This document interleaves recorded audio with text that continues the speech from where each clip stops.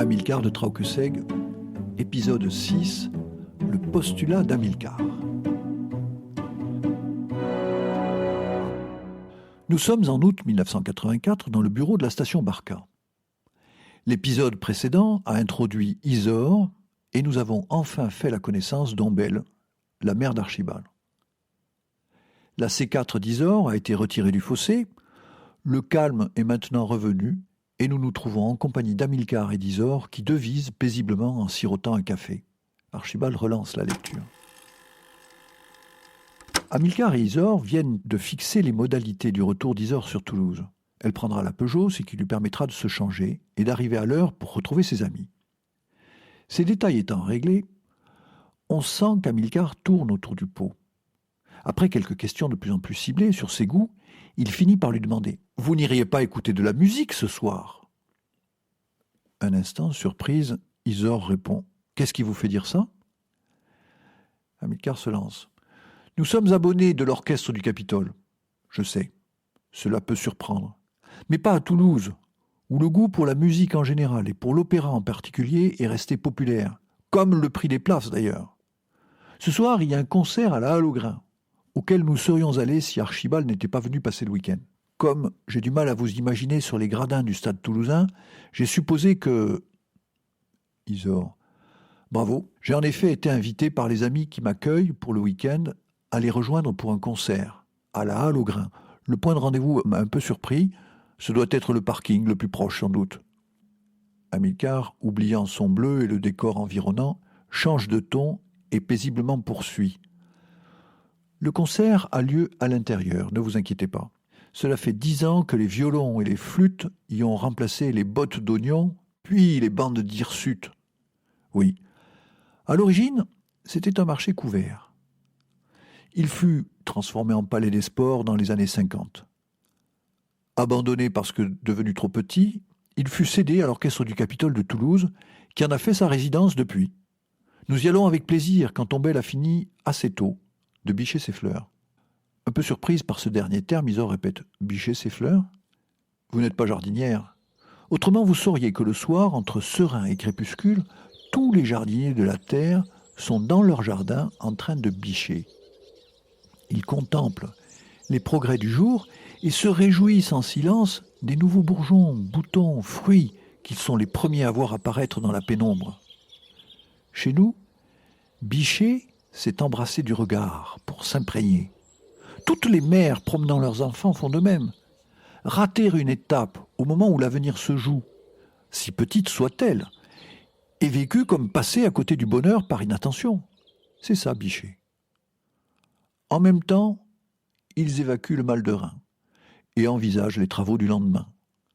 Quand vous verrez Ombel, vous comprendrez. Isor. J'ai hâte de la rencontrer pour la remercier, notamment des soins prodigués au fossé du tilleul.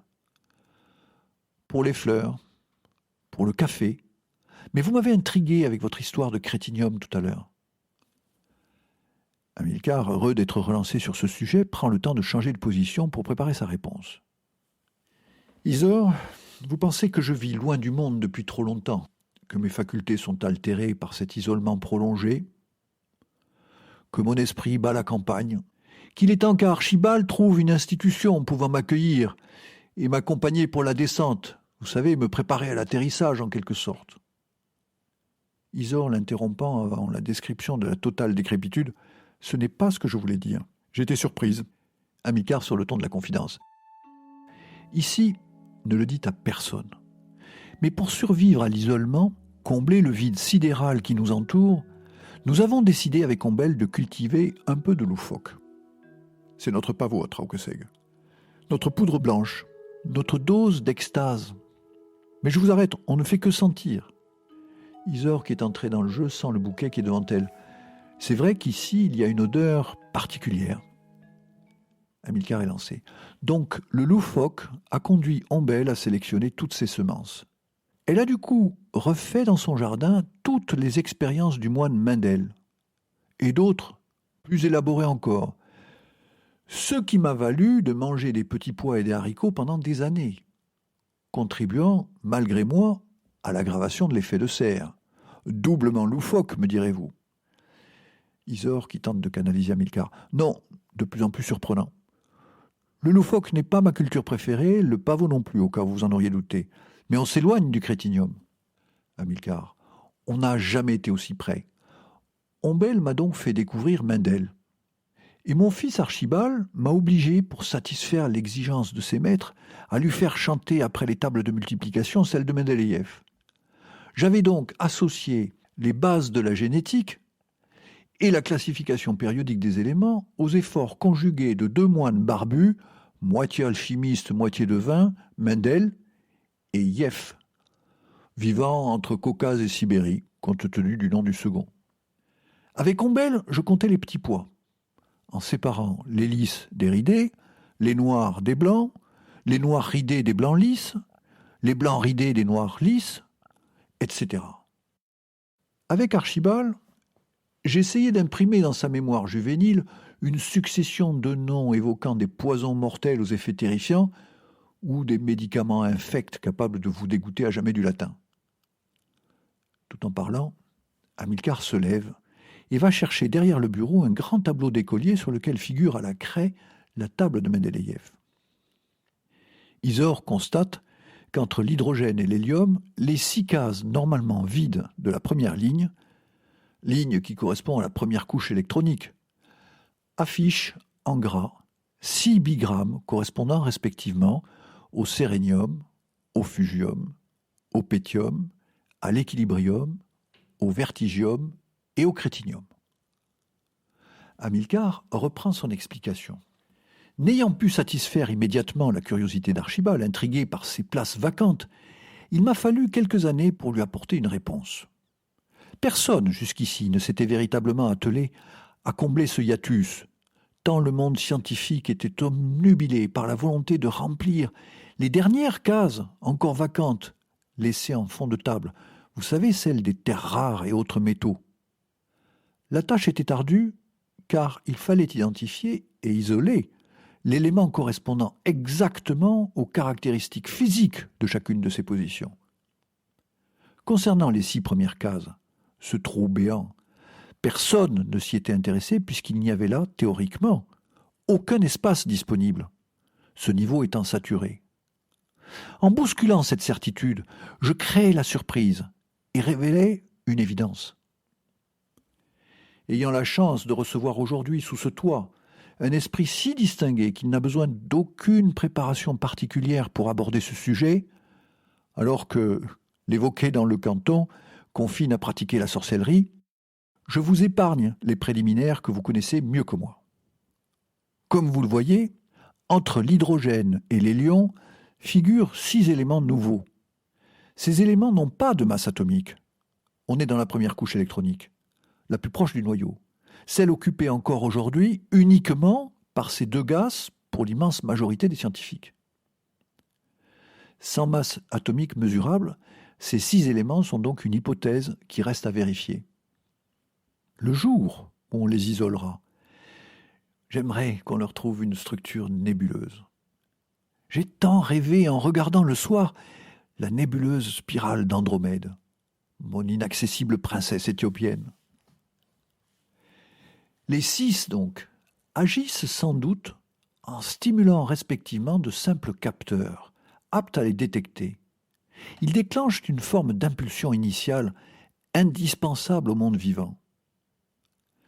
Quand les Curie ont découvert la radioactivité, ils mettaient en évidence l'instabilité de la matière et sa capacité à libérer d'énormes quantités d'énergie. Là, il s'agit d'éléments précurseurs indispensables, assurant la transition entre minéral et organique, ce qui est, vous en conviendrez, une autre forme de libération d'énergie. Avec l'ADN chromosomique, nous pensions avoir découvert le codage de chaque individu et le moyen de le reproduire à l'identique, voire de le modifier ou d'en créer de nouveaux. Mais il nous manquait l'essentiel. Copier, reproduire ou rafistoler la machine, pas de problème. Mais remonter aux éléments indispensables, précurseurs de la vie, c'est autre chose. Monod lui-même le dit. Le mécanisme de la traduction de l'ADN est strictement irréversible. Il n'est ni observé, ni d'ailleurs concevable, que de l'information soit jamais transférée dans le sens inverse, c'est-à-dire de protéines à ADN. J'en ai déduit qu'il fallait s'y prendre autrement. Nous avions pris le pouvoir sur la matière, mais pas sur la vie. C'est comme si nous avions franchi la première étape décrite dans la Genèse, mais pas la seconde. Isor réagit à cette référence. Ce livre a permis tant d'interprétations. Bien des scientifiques ont essayé d'y trouver des réponses, mais personne n'est arrivé à l'explication de l'origine des temps. La question reste ouverte. Amilcar rétorque. C'est vrai. Toutefois, je constate que la fulgurance d'un Big Bang n'explique pas tout. Il doit y avoir plus limpide, plus simple et plus évident. Dans ce contexte, j'ai toujours été surpris par le deuxième écrit de la création, où l'on voit le Créateur ramasser un peu de terre, modeler un homme et puis souffler dans ses narines pour lui donner la vie. Autrement dit, l'Éternel Dieu forma l'homme de la poussière de la terre, il souffla dans ses narines un souffle de vie, et l'homme devint un être vivant. C'est dans la Genèse. Isor écoute de plus en plus attentive. Amilcar est lancé et poursuit sans hâte. C'est de là qu'est venue cette intuition, ou ce pressentiment, qui m'a fait chercher l'explication dans une autre direction.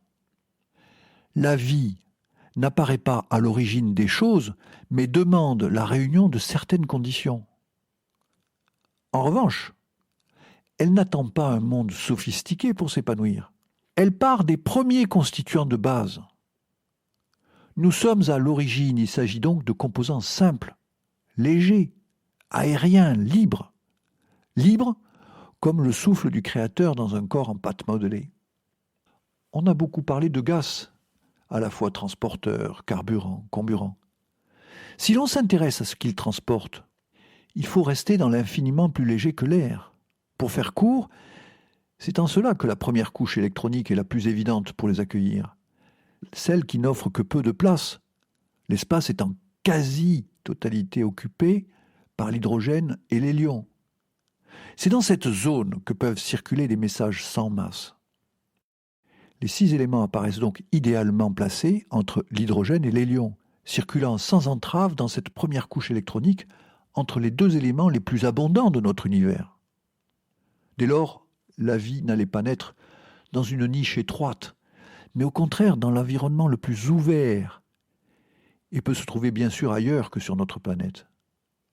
J'en reviens au premier souffle, qui évidemment surabondait en hydrogène et en hélium. Il était chargé de ma bande des 6 primordiaux, les 6 précurseurs de la vie, ceux qui ont assuré le profond changement de dimension de l'univers en préludant le monde vivant. Je sais, ceci vous décoiffe. Mais je pense qu'on parlera bientôt de la table Mendeleïev-Barca. Amilcar se tait. Les deux ont le regard rivé sur le tableau. Après un instant, et sans quitter des yeux la classification périodique des éléments, Isor, qui atterrit, murmure, en essayant de contenir l'apparition d'une fossette espiègle. Sans masse atomique, dites-vous, cela devient en quelque sorte des nébuleuses flottantes. La remarque aurait pu déstabiliser Amilcar, qui ne se démonte pas. Ce ne sont pas comme des îles flottantes, ne vous moquez pas d'un trait. Non, ils seraient des éléments extrêmement légers, capables de libérer des micro-énergies polarisées, directionnelles si vous préférez. Ces micro-énergies spécifiques, ces messages suffiraient pour déclencher des réactions en chaîne, aboutissant à l'apparition de la vie organique. Nous ne savons pas encore mesurer ces longueurs d'onde, mais nous pouvons en observer les effets qui, eux, sont en partie perceptibles.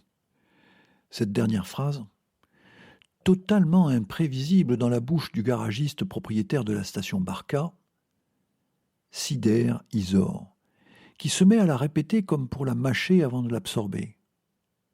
Il vient devant elle de passer sans transition de l'ésotérisme chimique le plus déjanté à la physique quantique, domaine de l'infiniment petit qui fait son quotidien, avec tous ses trous et ses zones noires. Waouh! Voyant son élève plus que réceptive, Amilcar poursuit. Ébouriffant, hein? J'ai donc complété les 6 cases vides par de nouvelles observations. Curieusement, le premier élément identifié avec certitude fut le Crétignon, qui occupera finalement la dernière case. Celui qui fut identifié le dernier fut le Sérignon, tant sa nature est proche de l'origine de tout, de ce moment qui nous rapproche le plus de l'éternité, de ce souffle primordial injecté dans les narines. Une clé à molette en main, il indique successivement chacune des cases. On trouve donc maintenant, juste après l'hydrogène, qui constitue l'essentiel du Soleil, le Sérignon, force élémentaire qui lie tout, qui assemble tout, le point d'appui, la cohérence. Le fusion, force qui sort de tout, explosive, l'aventure. Le pétion, force qui pénètre tout, implosive, la réflexion.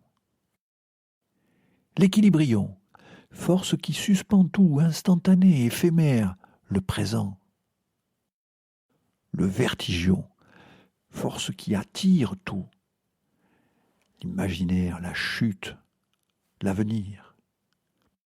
Et enfin le fameux Crétignon, force qui perturbe tout, l'imprévisible, l'aléatoire. Ceci conduit au plus simple des gaz rares, l'hélion. Pas mal, non? Isor s'est reculé, a allongé les jambes, croisé les mains derrière la tête. Hamilcar, la création avec vous s'humanise. Je ne sais plus si vous parlez de chimie, de physique ou de philosophie, mais en ce moment, les limites qui sont censées les séparer fondent. Je vous propose un truc. Dès que vous êtes prêts, je vous emmène au Collège de France pour venir en parler à une petite bande de chercheurs fous qui vous ressemblent. Loin de la leçon inaugurale, figure imposée dont nous avons ciselé chaque phrase comme l'apprenti son chef-d'œuvre pour devenir meilleur ouvrier de France, il s'agirait de faire trembler quelques socles encombrants, de bousculer quelques certitudes, d'ouvrir quelques nouvelles perspectives. Je vous y invite, mais cette séance sera à huis clos, avec quelques amis. Hamilcar goguenard, vous êtes bien la première qui me propose de retourner au collège depuis qu'on m'a viré de celui d'Escane-Crabe, pour crétinisme pyrénéen, notablement plus aigu que l'alpin. Je passais mon temps à sourire aux anges, l'air béat, savourant le bonheur d'échapper ainsi aux prescriptions tatillonnes des agents de l'instruction publique obligatoire qui m'avaient définitivement classé dans la catégorie des imbéciles heureux. Tout ce que j'ai appris fut chapardé en bord de route sur le chemin du retour, comme les cerises au printemps ou les figues et les mûres à la rentrée d'automne. Mes enseignants successifs ont tous baissé les bras, concentrant leur énergie et leur génie à imbiber des cerveaux plus absorbants. Pour ma part, je glanais au passage ce que je sais et glandais en rêvant. Sans préméditation, je faisais déjà le crétin, n'offrant aucune prise aux alpinistes bardés de savoirs académiques, mes maîtres, qui voulaient nous guider vers les sommets. Redevenant sérieux, vous imaginez un instant au Collège de France le chercheur en Crétignon? Isor, oui, et sans aucune difficulté. J'imagine aussi l'intérêt qu'aura ce petit cénacle de chercheurs invités pour votre vision du monde. Vous savez, l'esprit de Buffon n'est pas mort, et je suis certaine que plusieurs vous intégreront dans leur systématique. En case, on utilise moins le bocal aujourd'hui. Mais revenons à votre recherche. Si le génie de Copernic en son temps fut d'affirmer que c'était la Terre qui tournait autour du Soleil, non l'inverse, grâce à vous, nous pourrions considérer le crétinium comme une véritable force, au lieu de le prendre pour une faiblesse. En cela, vous auriez raison. Il va cependant falloir le décrire et l'isoler. Isor et Hamilcar se livrent alors à un inventaire. D'accord? Que pensez-vous de la politique, lance Hamilcar. Isor. Ah, la politique, quel bonheur! Il y foisonne. Et la presse? Hamilcar. En abondance. Mais les intellos? Isor. Les intellectuels et les chapelles. Une merveille. Et les clubs, les cercles, les divers ordres, les associations, les syndicats, les instituts de sondage. Hamilcar, qui a écouté avec attention l'énumération précédente, garde un instant le silence puis réagit. De qualité variable, mais toujours en abondance. Que pensez-vous des experts?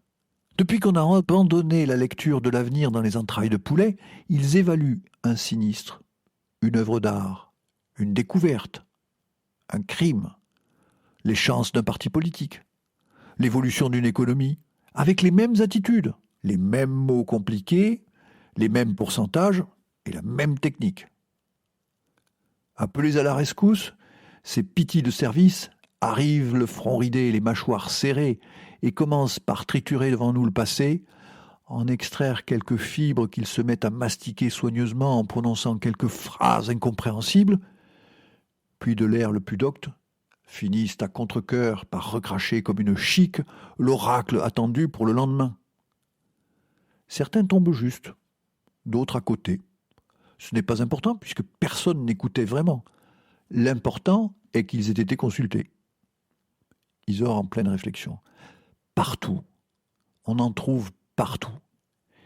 Et les modes, les styles, les croyances, les habitudes, les indignations, les commémorations, inépuisables. Amilcar enthousiaste se poursuit. En plus, d'ici peu, quand l'individu, pris de l'instinctive envie de se reproduire, pourra cocher à la commande, parmi les gènes optionnels, les caractéristiques de sa descendance, la race va se renouveler et le crétignon se multiplier. Isor en riant. Imaginez ceux qui vont vouloir une paire d'ailes ou des yeux à facettes pour leur future progéniture. Le crétinium existe bien, Amilcar. Il perturbe tout. Amilcar regarde Isor intrigué. Isor, il ne faudrait pas que vous restiez trop longtemps ici. Vous allez devenir à votre tour loufo-dépendante. Isor ne tenant pas compte de l'observation précédente. Regardez les Chinois qui ont presque tout inventé. La roue, la boussole, la poudre, l'imprimerie. Ils avaient aussi inventé pour le confort de leurs chers bambins et surtout leur tranquillité, la culotte fendue. Quand on est nombreux, il est vital d'être efficace à défaut d'être propre. Cela rend imaginatif.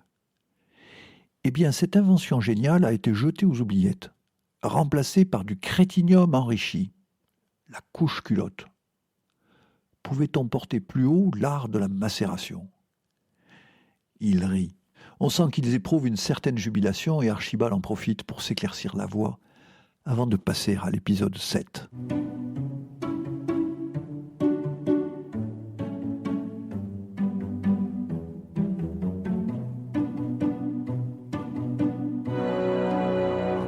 Pour retrouver les autres épisodes d'Amilcar de Traukeseg, n'hésitez pas à vous abonner sur votre plateforme d'écoute préférée. Et si vous les avez aimés, partagez-les autour de vous.